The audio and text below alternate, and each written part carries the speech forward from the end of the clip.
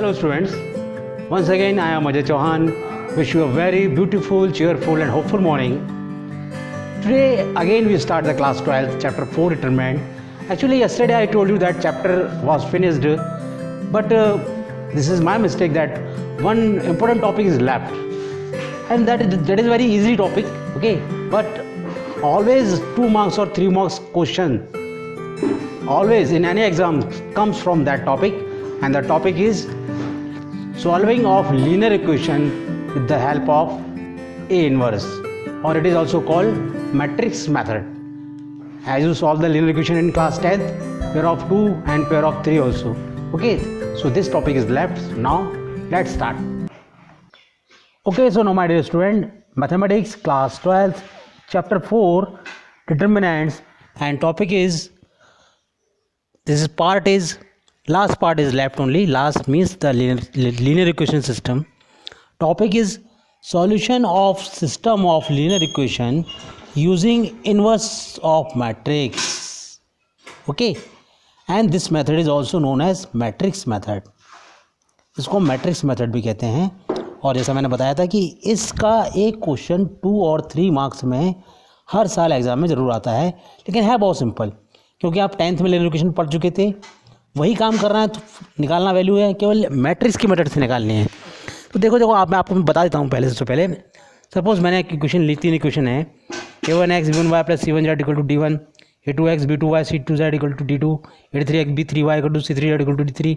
3 equation है, 3 variable है x y z, 3 variable में ली मैंने इक्वेशन. तो सबसे पहले हम क्या करते हैं, इसमें ये करना होता है, बिल्कुल ऐसा सिस्टम है एकदम बना हुआ, इसको फॉलो करना है आपको बस.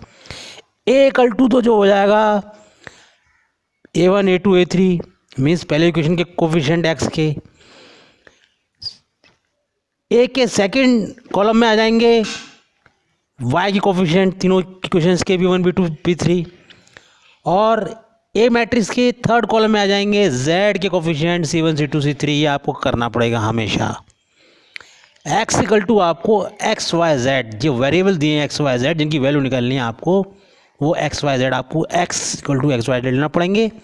And b equal to last b, that is constant term d1 d2 d3, d1 d2 d3. ये आपको करना पड़ेगा, फिक्स है, ऐसा ये मेथड है.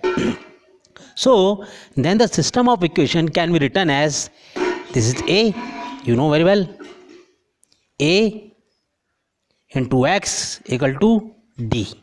See this is one a, मैंने a लिखा हुआ है, into है बीच में, x ax equal to b. b क्या है, ये क्लियर? यहाँ तक आपको समझ आ गई? पहले ए बताया मैंने क्या होता है, x क्या होता है, b क्या होता है. सिस्टम को लिखते हैं x इक्वल टू बी, ये लिखा है a x equal to B, a x equal to बी. बस आप इसमें आप देखिए क्या करते हैं हम, सिंपल सी बात है. केस 1, यदि a नॉन सिंगुलर मैट्रिक्स है तो उसका डिटरमिनेंट 0 के इक्वल नहीं होगा. It means it's inverse exist. इसका मतलब ये हुआ कि इसका इन्वर्स जो होगा वो एग्जिस्ट करता है. ठीक, ये बात पहले चेक कर लेंगे हम इस बात को. Now A X equal to B. अब A X equal to B है तो मैंने क्या किया, pre multiplying by A inverse. Pre multiplying, post नहीं, बाद में, बाद वाले को पोस्ट कहते हैं, पहले वाले को प्री कहते हैं. तो प्री मल्टीप्लाइंग कर दिया मैंने इसी इक्वेशन में, A inverse A X A inverse B, multiply हुआ A inverse A X A inverse B. A inverse से आप ए जानते हैं I into X equal to A inverse B. Simple X equal to A inverse B. X क्या है, x था this x. By x we can find the value of x y z, and we got our solution of linear equation. बस इतना ही काम करना होता है. अब इन्वर्स कैसे निकालते हैं हम सीख चुके हैं, कैसे निकालते हैं इन्वर्स. वर्क तो करना होगा भाई इसमें भी, लेकिन हम जानते हैं. तो ये एक नई चीज़, थोड़ी सी नई चीज़ मैंने आपको बताई. बाकी चीज़ें आपको सब सिखा चुका हूँ मैं. इन्वर्स कैसे निकालते हैं, एडजॉइंट कैसे निकालते हैं, वो सब करना पड़ेगा आपको, क्वेश्चन आता है एग्जाम में. अब इसमें एक चीज़ थोड़ी सी आप ध्यान में रखिएगा. कुछ केस मैंने बता दिए आपको. केस सेकंड है, केस 1 था, केस सेकंड है. If A is a singular matrix, अगर ए सिंगुलर मैट्रिक्स है, then its determinant equal to 0.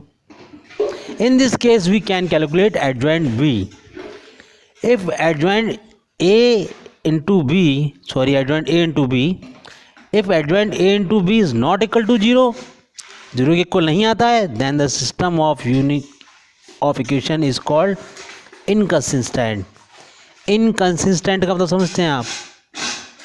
Inconsistent means उसकी वैल्यूज़ का कोई इनकंसिस्टेंट मीन्स दो वेरिएबल की वैल्यूज़ हैं उनका अस्तित्व नहीं है, वो कंसिस्ट नहीं करती हैं।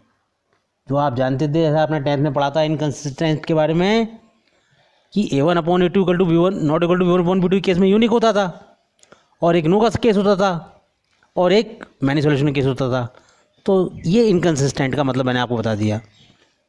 If adjoint a into b = 0 then the system may be either consistent, वो कंसिस्टेंट हो सकता है, उसकी हम वैल्यू निकाल सकते हैं, और इनकंसिस्टेंट भी हो सकता है।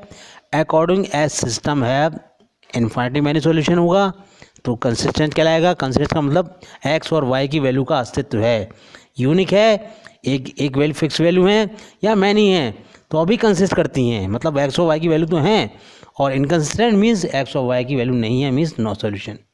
ये आपका सिंपल मैंने आपको बता दिया कि एक्चुअली में इसमें होता क्या है।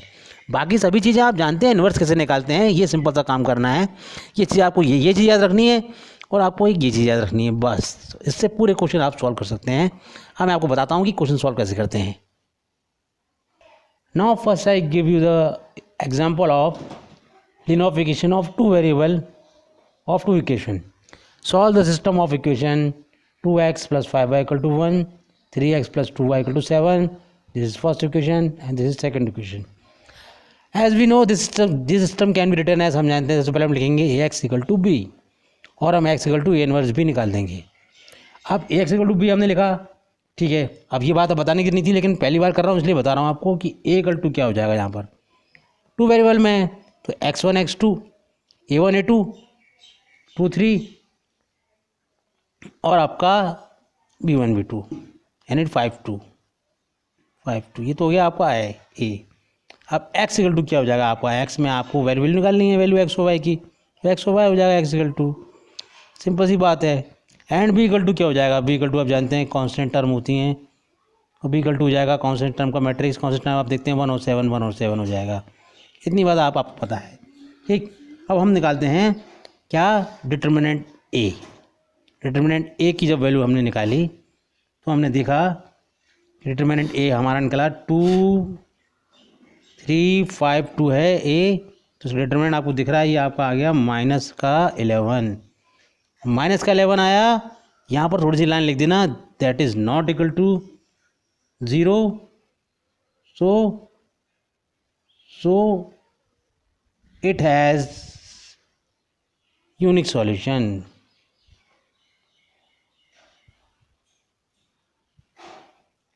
क्यों? Because it is the non single matrix, क्योंकि ये नॉन सिंगल मैट्रिक्स है तो यूनिक सॉल्यूशन होगा इसका। अब हमें निकालना है क्या? A inverse. तो ए इनवर्स निकालने के लिए देखिए हमने क्या किया, वही वाला फॉर्मूला यूज़ किया हमने, adjoint a upon determinant a। अब मैंने आपको बताया था कि अगर 2 × 2 ऑर्डर का कोई भी अगर मैट्रिक्स दिया हो तो उसका एडजॉइंट निकालने के लिए आप क्या करते हैं कि मेन डायगोनल को इंटरचेंज करते हैं और ऑफ डायगोनल के साइन चेंज कर देते हैं, तो एडजॉइंट निकल आता है। वही बात मैं यहाँ कर रहा हूँ। ये तो मैंने लिख लिया पहले क्या, अपॉन में ये हो गया -1/11। ये तो आपका आ गया क्या, नीचे 11 आ गया, ये तो आपका आ गया नीचे डिटर्मिनेंट, और साथ में लिखना है एडजॉइंट ए। तो वही काम करूँगा मैं एडजॉइंट ए के लिए क्या कि मेन डायगोनल के चेंज किए एलिमेंट 2 2 रहे, इनका साइन चेंज हो गया -3 -5, बस ए इनवर्स ये आ गया आपका ए इनवर्स। ठीक। अब आपको निकालना है एक्स की वैल्यू, एक्स की वैल्यू निकालनी है आपको। एक्स की वैल्यू क्या है? एक्स की वैल्यू क्या है? A inverse B. A inverse क्या आया? कैपिटल एक्स डिनोट करो इसको, क्योंकि एक्स की वैल्यू है ये। ए इनवर्स क्या आया आपका? ए इनवर्स आया आपका X equal to A inverse B. A inverse आया आपका -1/11, 2 -3 -5 2 इंटू बी। आप जानते हैं बी लिखा हुआ है यहाँ पर 1 और 7, 1 और 7। एक्स क्या है आपका? एक्स एक्स वाई है, एक्स और वाई है, यानी कि इक्वल टू आप सॉल्व कर देंगे इसको तो इजीली माइनस। सिंपल सी लैंग्वेज आपको दिख रही है, इतना आपको बहुत अच्छे ढंग से सिखा चुका हूँ मैं आपको। ये -33 हो गया, ये 11 हो गया, 11 का डिवाइड कर दिया तो हो गया ये आपका 3 हो गया, ये आपका -1 हो गया, सिंपल सी बात है, ठीक है। कंपेयर कर देंगे हम इसको, कंपेयर किया हमने, आया x = आ गया आपका 3 और y = आपका आ गया -1। आप चेक कर सकते हैं आंसर, इनके वेरीफाई कर सकते हैं, वेरीफाई करने के इसमें पुट कर देना, वेरीफाई हो जाएगा, ये आपके आंसर्स हुए। बस इतना ही करना होता है। अब एक क्वेश्चन मैं आपको 3 वेरिएबल वेरीफाई करा देता हूँ, क्योंकि यही 2 क्वेश्चन आते हैं एग्जाम में और इसके अलावा नहीं आते हैं कुछ भी। चलिए आगे चलते हैं। Now next question, solve the following system of equation by matrix method. Matrix means same method. Now here are equations are 3, here are 3 variable. तो 3 वेरिएबल होंगे, मैंने सबसे पहले आपको बताया था इसके लिए क्या करना, पहले सिस्टम को x + b की फॉर्म में लिखना तो है, लेकिन ए क्या है, पहले आप ए निकलिए। ए में आपको मैंने बताया था कि ए मैट्रिक्स जो बनता है वो होता है इक्वेशन 1 के x1 x2 x3 के कोफिशिएंट, यानी कि a1 a2 a3, यानी a1 a2 a3 क्या यहाँ पर देख लीजिए, 3 है, 2 है, 4 है, b1 b2 b3, -2 है, 1 है, 3 है, c1 c2 c3, 3 है, -1 है, 2 है, a = ये है। अब आप जानते हैं, बताया था मैंने आपको कि x = हम क्या लेंगे, x = हम लेंगे जिन वो वेरिएबल हमको निकालने हैं, एक x है, एक y है, एक z है, ये z है। अब आपको पता है b = मैंने बताया था पीछे, आपको वही काम कर रहा हूँ, एंड b एंड लिख देता हूँ मैं, चलो, एंड b = आपको बताया था क्या होता है, constant term d1 d2 d3 8 1 4, ये आपका इसका आ गया इतना करने के बाद में आप सबसे पहले क्या कीजिए, अब इसको आप ax + b की फॉर्म में तो हम ले आएंगे बाद में, कोई दिक्कत नहीं है हमें। हम लाते हैं, सबसे पहले हम निकालते हैं इसका डिटर्मिनेंट a। तो हम कह सकते हैं क्या, we say that determinant a जो निकला वो अब आप देखिए, खुद करना सीख जाइए, बार बार नहीं समझाऊंगा मैं आपको, एक बार बता रहा हूँ। 3 का इंटू होता है, ये रो होती है, कैंसिल होता है, 3 × 2 - 3 + 2 × 4 + 4 + 3 × -6 - 4। फर्स्ट रो से मैंने एक्सप्लेन कर दिया है, फर्स्ट रो से मैंने एक्सप्लेन किया, इसकी वैल्यू आई आपकी, ये 3 है, ये 1 2 3 16 -17 आई, नॉट इक्वल टू 0 है, hence it is a non singular matrix, its inverse is exist करता है भाई, इसका इनवर्स ये नॉन सिंगुलर है, एग्जिस्ट करता है। अब इन्वर्स निकालने के लिए हम जानते क्या करते हैं, इन्वर्स क्या है, होता है inverse = adjoint to determinant A. Determinant हम निकाल चुके हैं, हमें एडजॉइंट निकालना है। एडजॉइंट निकालने के लिए हम क्या करते हैं, फिर से याद दिला रहा हूँ, एडजॉइंट निकालने के लिए हम सबसे पहले क्या करते हैं, उसी ए मैट्रिक्स के सारे कोफैक्टर्स का मैट्रिक्स बनाते हैं और उसका ट्रांसपोज कर देते हैं, तो एडजॉइंट निकलाता है। वही काम मैं यहाँ करने जा रहा हूँ, थोड़ा जल्दी देखिएगा आप जरा आराम से। अब मैंने ये मैट्रिक्स लिखा हुआ ए, अब इसके कोफैक्टर्स का मैट्रिक्स बना के उसका ट्रांसफर कर दूंगा तो एडजॉइंट निकलाएगा। तो सबसे पहले मैं इसके कोफैक्टर्स निकालता हूँ। तो आप कोफैक्टर्स निकालना आपको सिखा चुका हूँ, ध्यान रखना, बार बार नहीं बता रहा, आप समझ जाना है। यहाँ से शुरू करते हैं C11 से, तो ये टर्म कटती है, 4 एलिमेंट बचते हैं, मल्टीप्लाई नहीं करते हैं, 1 1 पर 1 रहता है, साइन चेंज होता है, सब चीज़ें बता चुका हूँ आपको। तो आप देखिएगा डायरेक्ट C11 आप निकालेंगे, तो एक बार बताता हूँ, C11 आपका क्या आ गया, ये कटा, 3 का 2 नहीं होता है, 2 1 2 3 1 3 2 1 2 3 1 3 -1। आप देखो C12 आपका आ गया, ये होगा -8 आपका, C13 जो हो गया आपका -2 हो गया, C21 जो हो गया वो आपका -5 हो गया, C22 जो होगी उसकी वैल्यू आपकी -6 हो गई, C23 हो गया उसकी वैल्यू आपकी चलो बता दिया मैंने, माइनस लगाते हैं, -1 = 1 हो गया।